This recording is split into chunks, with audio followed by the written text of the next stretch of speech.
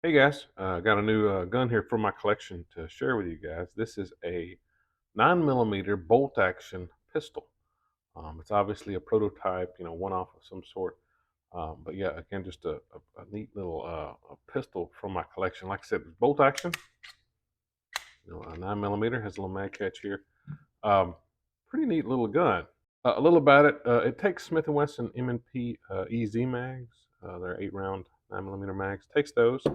Um, the upper is all steel. It has a 4-inch barrel, a Green Mountain barrel, 1 in 10 twist. Still dirty from when I shot it this morning.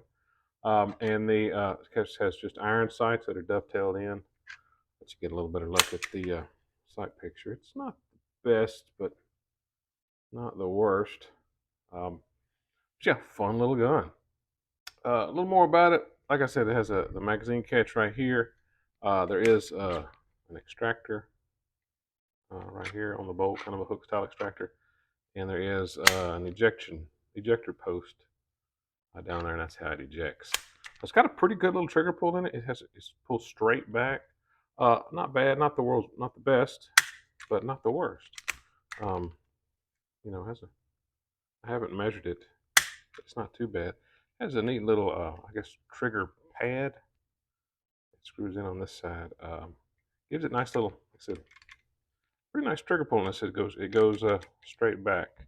There is a single locking lug. See it right there. It rides in this channel right here, and it's a cock on open design. So when you fire it, it cocks when you raise the handle up. So again, cock on open. But yeah, you just push the magazine in there, and the mag catch springs back. The grips are American black walnut. There's some nice figure in these. Um, it extends the grip past. The metal only goes this far, so it extends the grip to about perfect for my hand.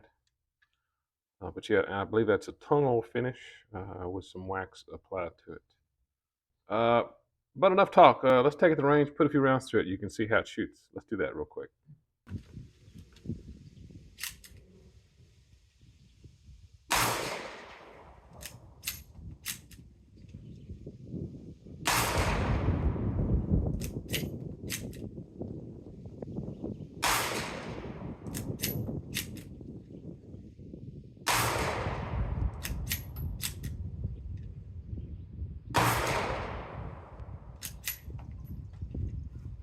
But hey, that's a fun little gun to shoot. 9 millimeter. It's not a piddly round, so it does breathe a little fire. But I put about 100 rounds through it, like I said that morning, and everything held up pretty well. It has kind of a Bergmann. I don't know if anyone's very familiar with those early 19th century semi-autos, like a Bergmann or a broomhandle Mauser look about it. Maybe a little Han Solo blaster in there too. I don't know. It's got some kind of weird lines about it. But to field strip it just for cleaning purposes, first remove the magazine, and then to get the bolt out, you have to open it up, obviously. But there are 4 screws up here on this base, and this base comes out, and then you can just pull the bolt all the way out. Let me take those 4 screws out and do that real quick. Okay, with that little plate off, which also has the rear sight, with that out, now you can just pull the bolt out the back of the pistol here.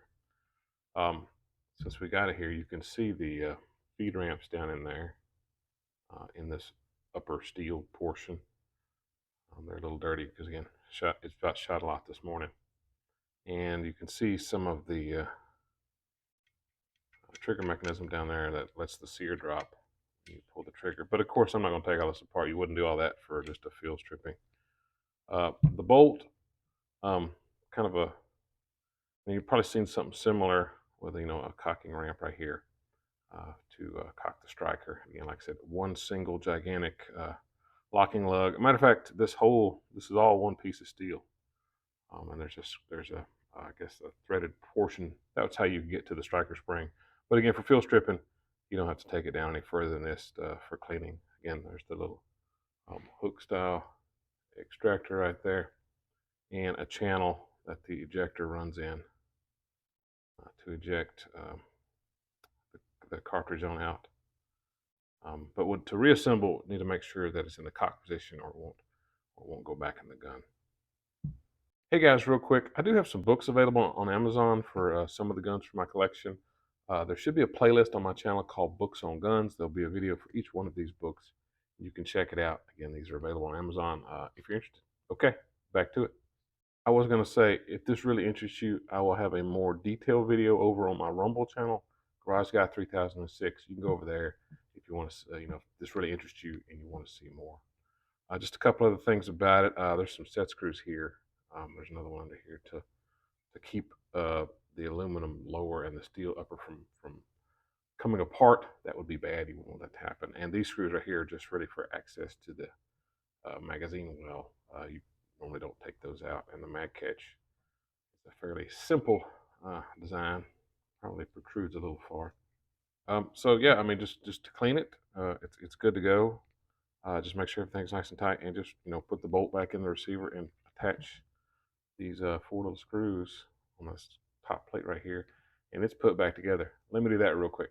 Yeah, that's really it for fuel stripping. It has pretty good grip. The handle is bent, but it's bent to where you can really get both hands behind it. Um, since it's back together, just want to function check that everything's working right. I've got several shorts on this gun too, so you can probably check out my channel again for some YouTube shorts. If this really is a neat gun, and you guys might be interested in a book on this one, let me know. I could probably do it. It does have some unique features, the single locking lug and the trigger mechanism.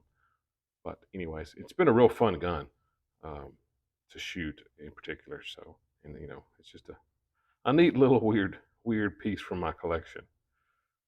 But hey guys, I appreciate you watching. Let me know in the comments if you like it, and be safe, and God bless. Thanks.